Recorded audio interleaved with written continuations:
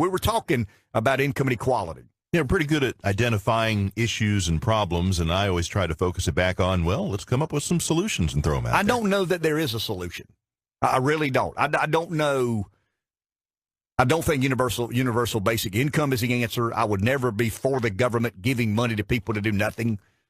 I mean, once again, I'm a simpleton. They say things out loud, and when I say, okay, we got a problem with income inequality in America, and we're going to give people who have been victimized by income inequality, and we live in a country where everybody believes they're a victim of something or the other. So the way we're going to deal with it is we're going to give people, in the Yang gentleman's, I can't think of his first name, Andrew Yang, who was an announced candidate for president, kind of an oddball, but he's had some interesting things to say because he's more of a political theorist. And those people are always interesting to me. And he was talking about how he believes innovation and technology has outpaced job creation. I think he's right there. And he's talking about what do we do with these people who, don't have opportunity. We can't let them starve in the street. Do we continue to fund programs, or do we just give a check in the amount of X number of dollars? His is called a freedom dividend, and it's $1,000 a month is the number he's come up with. I don't know. I think immigration is a part of correcting the wrong. Once again, I believe, and we said it earlier, that despite what your feelings of securing the border are, and despite if you believe there's a certain percentage seeking political asylum, a certain percentage coming to make a better way, a certain percentage coming to harm Americans, a certain percentage to come and not assimilate. I mean, we've got a lot of beliefs about the people that have made their way illegally across the United States. There is one commonality, and that is that they have distorted the labor pool of unskilled labor.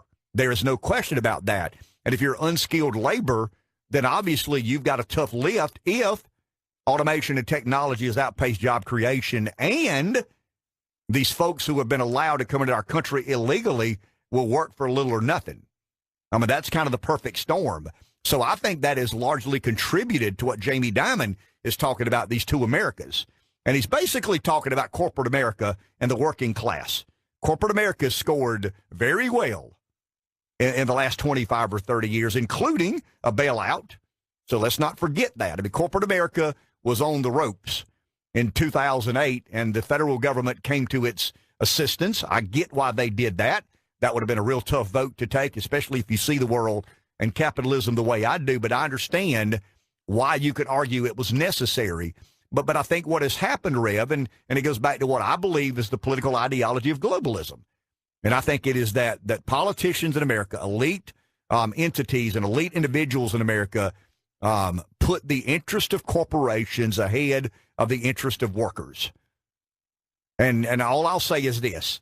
If the people that were making their way illegally across our southern border were likely candidates to run J.P. Morgan or run Goldman Sachs or hold some of the medical jobs, the legal jobs, the financial jobs in America, there'd be a wall as high as the sky.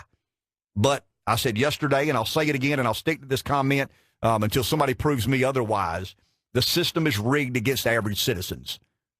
And I think by rigging the system against average citizens, you have distorted the marketplace of labor and availability of jobs to the point that you got three people competing for an unskilled job. Now, I do believe, as I've said many times, that automation, technology, innovation, robotics, obviously that has displaced a lot of workers to make businesses and corporations more profitable, corporations' priorities. And this is what people who don't understand the free market will never get. It's not a corporation's job nor priority to create jobs and employ people. That's not what corporations do. The standing of corporations to be as profitable as they possibly can. Sometimes that means cutting jobs, creating more efficient ways to do things via automation, technology, robotics. But we do have a problem in America with income inequality. And to answer your question, Rev, I don't know. I mean, I really don't know. It's something I've struggled with a lot. The only thing I think I know is that our side of the political aisle better not dismiss it. We better not just say, well, I mean, just get out and find you a better job. I mean, that's the American way. Pick yourself up by the bootstraps and go find you a better job. That may be the most accurate answer.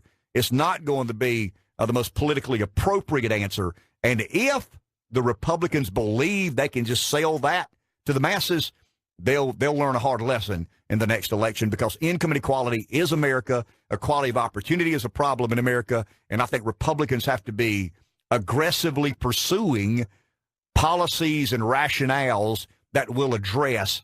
And then very often it's going to be against your ideological principles. It is. I mean, it's going to be, will a Republican consider some form of assistance to people for not working? I mean, we're doing it now, but would we even go down the road of engaging in some legitimate debate about universal basic income? I'm not for it, but I think there's got to be some offerings on the table from the Republican perspective that reasonable and rational people can debate and disagree on.